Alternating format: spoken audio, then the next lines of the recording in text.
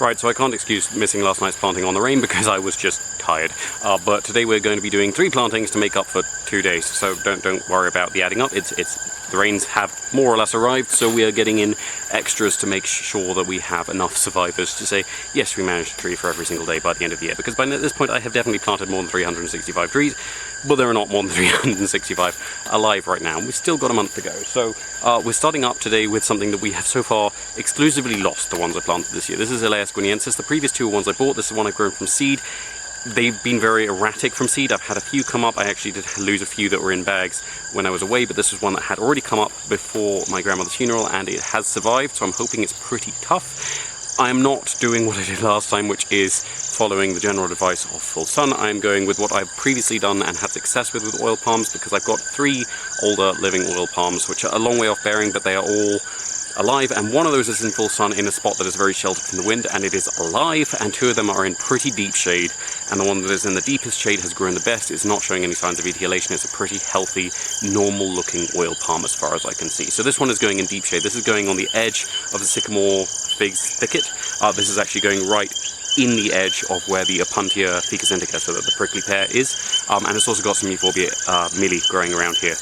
Right, excuse a few little hiccups here because it is very difficult to think with the rainfrogs being very, very loud in the background. But in with this, I'm going to be putting a piece of the Sansevieria longiflora, which is one of the native ones, which seems to sucker off much more readily in a pot than it does in the ground, and it's been coming up nicely in the pot. So this one is going to be going out there. It seems relatively mole rat proof in the ground. I haven't seen any serious damage from mole rats on it, which is promising because this is a nice solid one, should form a nice little barrier underground if the mole rats do come looking for this seed, to keep the pouched rats, which do sometimes go for palm seeds, usually more in the dry season than the wet season. Off this I will be planting a Dracaena reflexa, which is quite nice and bent, which should form a little bit of a barrier there, and 3 pieces of the Euphorbia tithymuloides, which is the devil's backbone, which is a nice little toxic barrier, as well as a physical barrier to smaller things that might come and dig this up and eat the seed, hopefully. After that, we're going to be planting a wild plum. This is not to be confused with the sour plum, which is the Shimenia, which is actually in the same area, which I planted a year or 2 years back, and those were all from seed, and some of them have been coming up. Even some of the ones I thought I'd lost have been poking up some leaves, so that is very promising. Those are parasitic, this is not, so we're going to be hoping that this will do well and not end up being parasitized by the much more sour plum. This is a much more palatable, direct out of the hand without any added sugar and so forth fruit.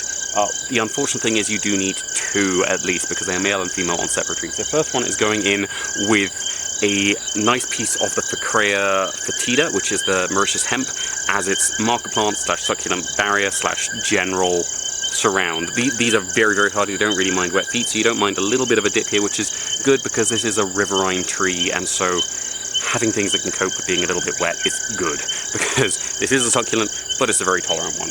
And then we're going to be putting in a piece of the Dracaena fragrans, which will also serve as a marker, also serve as shade. This one more on the wind side, whereas the Ficrea has gone on the sun side. And then we're going to be putting in a piece of the ginger bush, which is also going to be a toxic barrier and also just a nice addition, because this is in a line that I've been trying to make into hedge for a while, sort of passively make into hedge by stopping cutting and letting things come up, and throwing the occasional seed in there. So hopefully having the ginger bush in there will help that a little bit more. A lot of the birds like to perch on this, a lot of insects like to come to this, which should mean a few different seeds and so forth get into this area and should come up quite nicely in the shade this will form. And then we're going to be putting in some pieces of the Calico pinnata, which is the cathedral bells, in around this, which will also be a toxic barrier and also be a succulent ground cover, because this will spread very readily, cover any bare soil around here, and keep it nice and humid.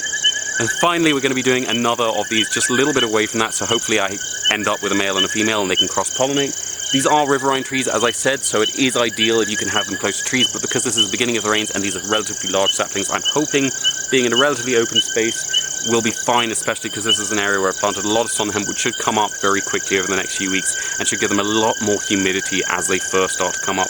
And hopefully by the end of the rains, a few of the other things I've planted around here will be big enough to start improving that thickety feel. So this is going in again with the Ficrea fetida, and I'm also going to be giving it another Dracaena fragrance. So again, we're going with the sun side for the Ficrea, wind side for the Dracaena.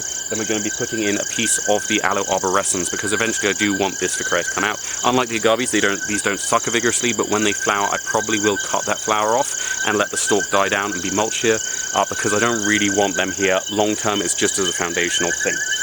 So then after that, I'm going to be putting in a piece of the Calyco digramontiana, which is one of the mother of millions calincos. It's also called the alligator plant because this one is actually showing that nicely. It's got little teeth along the edges of the leaves which are formed by baby plants forming everywhere. As with a lot of the sort of formerly Bryophyllum calincos, it reproduces very readily, hence mother of millions. It's also quite toxic and quite good at covering the ground, keeping things humid. The only issue is with small plants it can be very invasive and aggressive, but everything here is big enough to stand up to it. And that should be everything for today, so thank you very much for watching. I hope you have enjoyed it. I hope you could hear it, despite the frog's rather exuberant chorus. Please tune in again tomorrow, because hopefully I will get around to planting what I planned tomorrow. I don't actually have a clear plan yet, but I have a few suspects, so we'll see which one goes in.